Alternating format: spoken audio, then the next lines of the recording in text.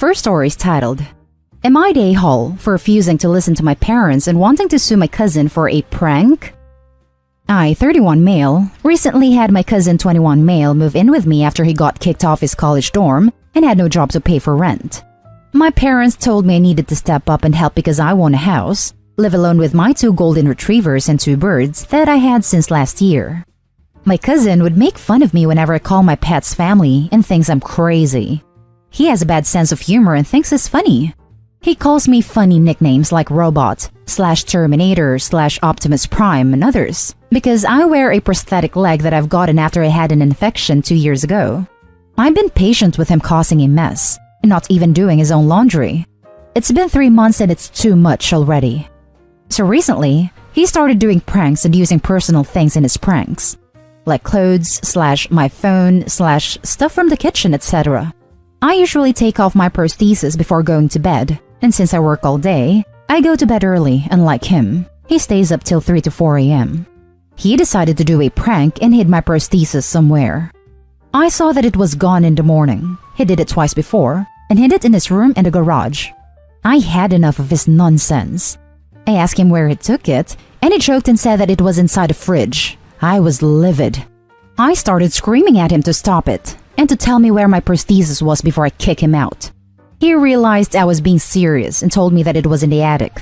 I let him go get it, and when he brought it to me, he looked worried and started apologizing when I saw the sockets had cracks. The adjustment pyramid and pylon were damaged.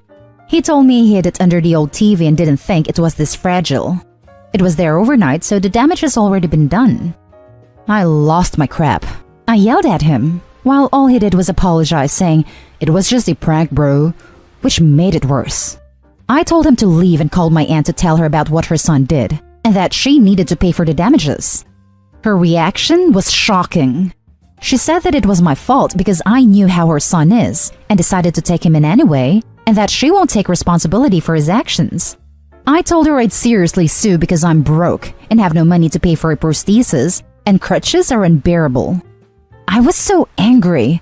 I kept lashing out at everyone, especially my mom and dad, who argued with me and said that I can't sue family, and this is my cousin and he meant no harm. I told them that he created the situation and needed to fix it. They called me awful for refusing to wait till Christmas is over and family gathering is over, then they'll figure something out.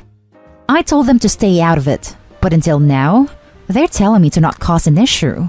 We're in the holidays and suing my cousin will make them look bad to everyone. I'm stuck here with crutches feeling awful after they all tried to shut me up and told me to wait till holidays are over, then they'll raise money for me, and my cousin gets away with it. Edit. My dad offered to fix it himself, but this is ridiculous. He thinks that this is some object like a CD player or a TV he can fix. I called him ridiculous to his face, and I didn't let him touch it. He clearly thinks it's no big deal. I stopped taking his calls after that because he doesn't realize how big of an issue this is. Now for the top comments of this post. Not the a-hole. Dude, you've got to have your leg for God's sake. He/your family need to replace it immediately. Expecting you to use crutches till after the holidays to save Christmas or whatever is abusive nonsense. There wouldn't be trouble to start with, had your grown cousin not ruined your prosthesis with a terribly stupid and immature prank. My parents only care about what outsiders think about them, and never solve an issue or deal with a problem, and expect me to just take it because we shouldn't be treating family like this. In other words, they have no respect for boundaries. If they only care what outsiders think, start a GoFundMe explaining exactly what happened, and that your family won't step up to rectify what is effectively their collective mess-up. Totally agree. Start a GoFundMe page and spell out exactly what happened and that your family's not making things right. I would include your cousin's name and everyone else. Then post it in your Facebook page with a link to your GoFundMe page and why it exists. If all your family cares about is how they are perceived in public, let them the negative attention for what happened. If they cry foul, tell them you gave them a chance to make things right and they didn't. A GoFundMe account may have a twofold purpose of helping you with your prosthesis and publicly humiliating your family. Now you know why your cousin is so effed up. His parents never held him accountable for his actions. I would kick him out of your house immediately. I am wondering if there is potential for some type of criminal charges. Definitely consult an attorney. Not the a-hole, but your cousin and family are big time. Added to add that you should call every member of your family, except Anne's family, and let them know how sorry you are that you will not be able to see them over the holidays. And let them know that Cousin X thought it would be funny to hide your prosthesis and damaged it to the point where you can't wear it, and Cousin Eddie's parents won't agree to make good of what he did. Let them know that you will be putting up a GoFundMe page to try to get a new prosthesis and would appreciate any help that they could provide as you have no means to deal with it all on your own. Not an a-hole. Your family is enabling your cousin to be an a-hole. He's 21, past time to get a job and start being responsible for himself. His parents can take him back in if they want, but you are certainly not obligated to. I don't care what he's going to do. I'm not taking him back. I've been too nice, and he caused me an issue that was preventable and now refusing to take responsibility, and the family's backing him up and making excuses for him. Now for the next story. Am I the a-hole for telling my sister her oldest stepkids are not welcome at parties / in my home again? My older sister Jess has been married for the last decade to her husband, Michael. Michael was a widower with 5 kids when they met. The kids are now Kyle, 17, Ella, 16, Josie, 13, Emma and Chase, 12 in the new year. Jess and Michael also have 2 kids together who are 5 and 2. To make a long story very short, Kyle and Ella have never accepted my sister Jess in their lives. And I will say here now, they despise my sister for marrying their dad. They despise her for being their younger sibling's mom, and they despise her for having more children with her dad. They have never stopped despising her. Over the last 10 years, my sister has talked to me so many times about how much she has struggled to find a bond with Kyle and Ella. She has tried. I will never say she hasn't, but they don't want anything to do with her. They have acted out so many times. They have been in therapy, but they don't want it. And it feels like they're always being grounded for treating my sister horribly and ignoring the youngest too. I remembered our brother's wedding 2 years ago. Kyle had an outburst in front of everyone. That my sister was nothing, and she needed to screw off and leave him and his siblings alone, because they would never really love her, and she would never be as good as her mom was. Michael tried to get him out of there, but Kyle was mad. The venom in his words was mind-blowing, and honestly, it was then I truly believed he truly hated my sister. Before that, I had bought what everyone said, that he and Ella just needed time to come to terms. But I truly believe he hates her. This brings me on to why I'm writing this. Back in early February, my oldest turned 3, and we had a small party at home with some family and close friends. Kyle and Ella treated us terribly, and while it's not exactly a shock that they don't like us, Ella told my 3-year-old that they weren't cousins, and to screw off and leave her and her brother alone.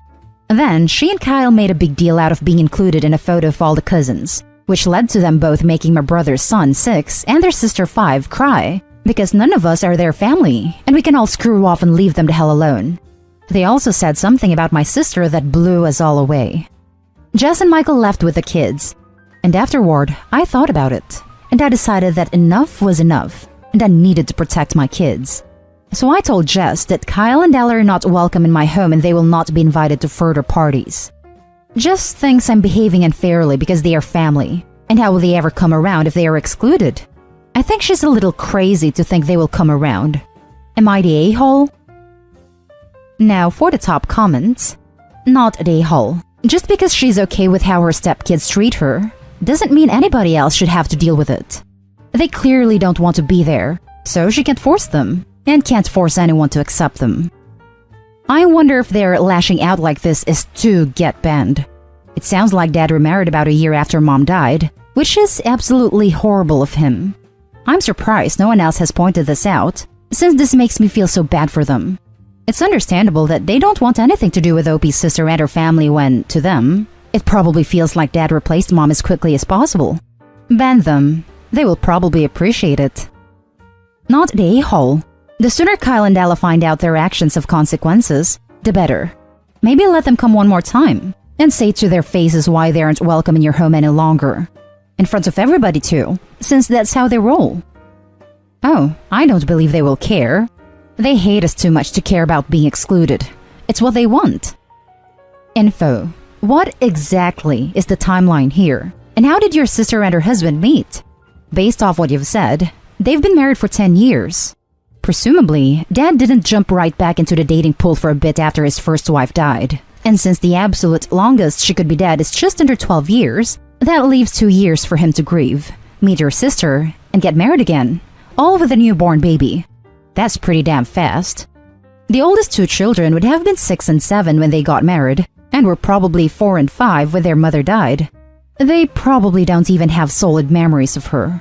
And in my experience, unless there's something else going on, children that young don't get that violently angry at their step-parents and hang on to a grudge for a decade.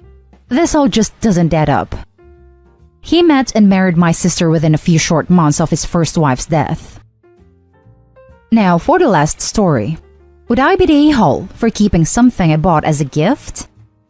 I, 25 female, will try to make this as short and sweet as possible. Also, sorry for any formatting errors. I'm on mobile, and I'm in the middle of working a double on no sleep, but this has been bothering me for about 3 days now. At the onset of the pandemic, my husband, 26 male, and I wound up unemployed and had to move in with my parents. My dad, 50-ish, and my stepmom, 40-ish, are the most wonderful humans in the world. My stepmom's mother, who I'll refer to as M from here on, late 70-ish, not so much.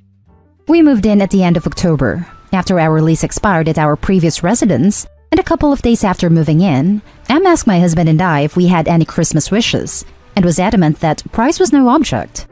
She's made it very clear the past 17 years that she didn't want her daughter marrying my father, and that the added baggage of my sister and I made it even less ideal. But I assumed, because she asked me, that maybe she wanted to bury the hatchet, so I was honest. I mentioned wanting a new sewing machine. I showed her the one I wanted, which is about $200. I didn't think much of the exchange until last Friday, December 18.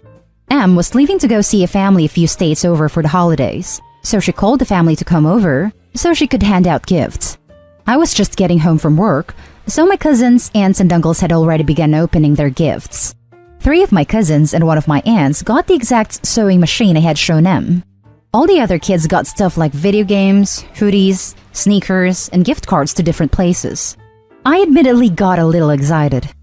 I went last. Em handed me my gift. I opened it, and it was a sewing machine box, filled with new towels. She said, "I know you guys having money troubles. Thought that might be helpful." I waited until everyone left, but was genuinely upset because I know that she knows we have towels, washcloths, etc. because we brought them with us from our old place, and we have our own designated cupboard for those things in our bathroom. When I got my new job, I took my first and second paycheck and started buying gifts for everyone. I spent nearly $150 to order a giant hand-woven, dyed, and beaded tapestry from a local indigenous bead artist for Em.